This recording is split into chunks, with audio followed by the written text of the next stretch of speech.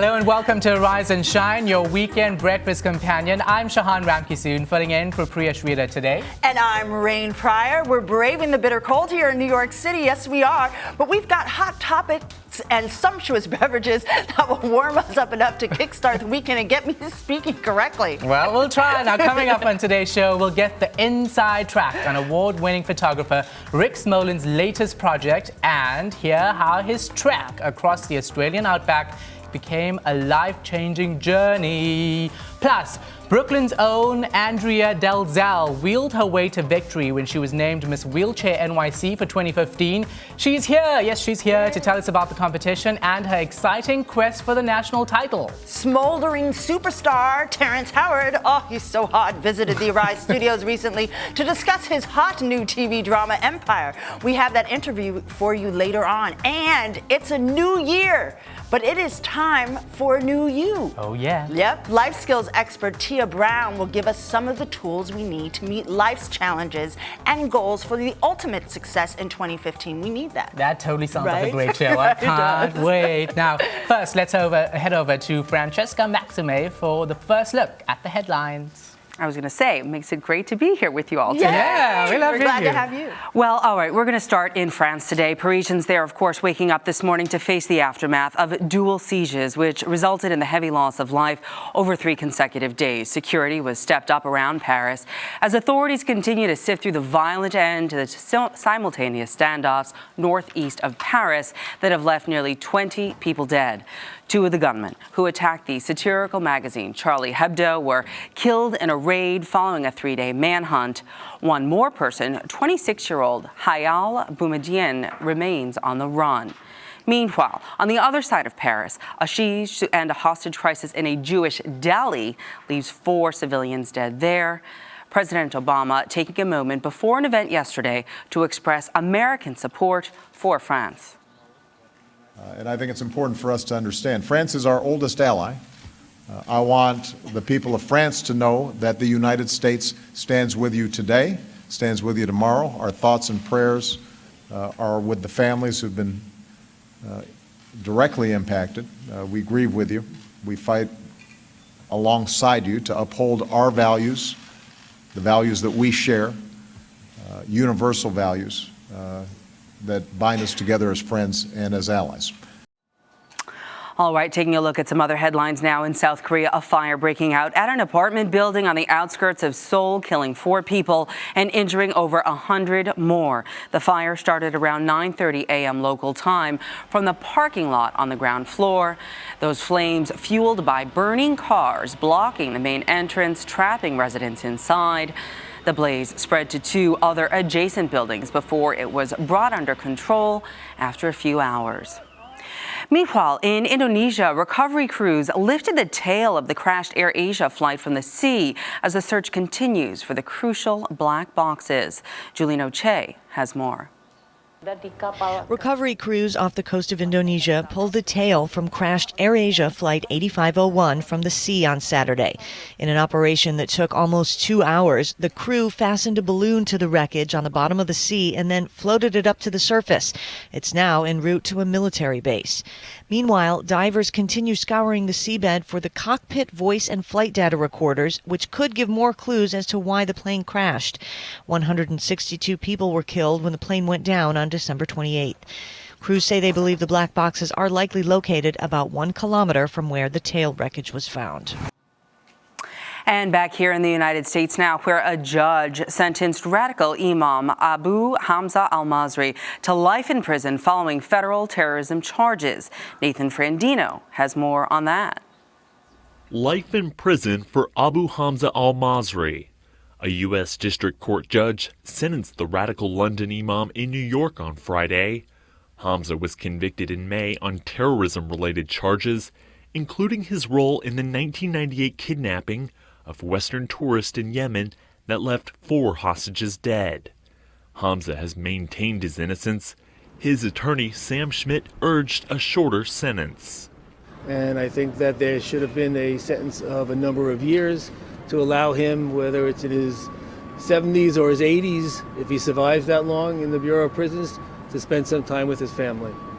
Hamza gained notoriety for his fiery sermons in London. U.S. and UK officials said he inspired a generation of militants. He was also convicted of sending 2 followers to Oregon to start a militant training camp. At his sentencing, the judge cited his speeches in which he justified killing non-Muslims and praised the September 11th attacks. Well, some lighter news now. Up, and away. That is what engineers for SpaceX said earlier today as they launched their Falcon 9 rocket right up into the International Space Station. The rocket is carrying a cargo ship as part of SpaceX's resupply missions for NASA. For the company, though, this mission is also an experiment. They intend to use the rocket's discarded booster to relight some of its engines. And by doing this, they hope that they'll be able to land it on a platform instead of letting it just crash into the ocean. Now, if this works, the test will actually mark a significant step in the quest to develop rockets that can then be reused. We like recycling and reusing, right? Especially in space. You know? We don't want to clutter space. All that space junk. Right? Who needs it? You know, Who needs like it? Exactly. ocean junk, Recycle. space junk. Not so Now, much. Francesca, before you go, I know you got a little something up your sleeve. You have a rap I'm not about wearing your any sleeves. name, What are you right? talking about? Yeah, she break it has a rap. down. Break it down. You got to do a verse. Here we go. You want me to? Francesca Max. Really? Right? My name's All right, get it, girl. Get it. Francesca Maxime, never had the surgery. Nip tuck, not for me. What you see is real, poetic, energetic. Every word I wrote, I meant it so perfect. My rhyme's gonna make you asthmatic. Wheezing like we're girls like gotcha. See, I can't. I want to be a fly girl right Listen, behind I'm telling you, now that's Jayla's job. She knows how to do the Roger rap. But You're great. I mean, It's all- I draw inspiration from her. I know, right? How could you Singing not? that listen, song. I'm telling you, you got the Brooklyn. You can't take the Brooklyn out of the girl. Right? Yeah. Well, so Brooklyn girl. Great. Well, we'll talk to you later. Now, thanks for filling in for me today as well. You need the little And as you saw someone breaking it down, Jonathan. I know, right? Yeah. Hey, how's it Good going? morning. Good morning. Yeah, I see great a little stuff. glow. There is a little glow. Well, she's In all the glowing right for a places. reason, and Right. without sounding sexual. Yes. You seem very perky today. I am very perky, and that's because, not what you're thinking, although that's probably a part of it too. I'm pretty sure there is. Break it down. I'm excited because tonight is my movie that I did, my documentary, That Daughter's Crazy, is actually premiering as part of the Best of at the African American Diaspora International Film Festival. Wow. Amazing. Why is it called That Yeah. Daughter's Crazy? Well, it You're was cray-cray? actually, I am crazy. She is cray-cray. You guys know me. She is Come on. cray-cray. It's actually based on my dad's album, That N-Word is Crazy, because you know. Yeah, so that was one of his, Okay. so I just did a play on words there. Nice. Okay, so I'm hoping you have a clip for us. I do have a clip, Please show it apparently, to us. yes. So let's go take a look at it, shall we? Daddy! Daddy!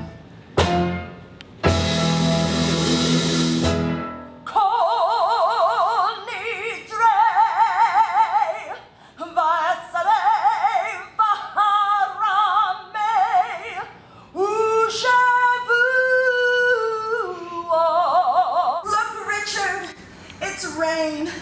Do you want to hold her? No, baby.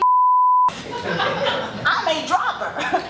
It's just my story of this specific era and growing up being a black Jewish girl that didn't fit in. Now, my bubby, which is my grandmother on my maternal side, the first time she ever saw me, she took one look at me and said, "My, she's black as a berry, black as a berry." Show business is a heartbreaker.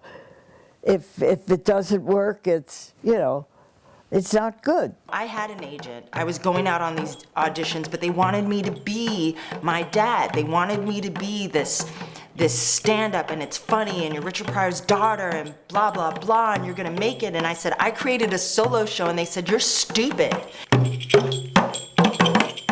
got some Caucasian in you, but some black. No, some woo woo woo woo.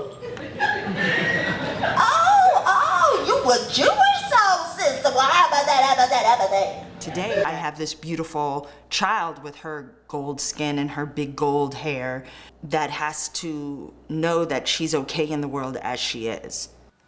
She's adorable.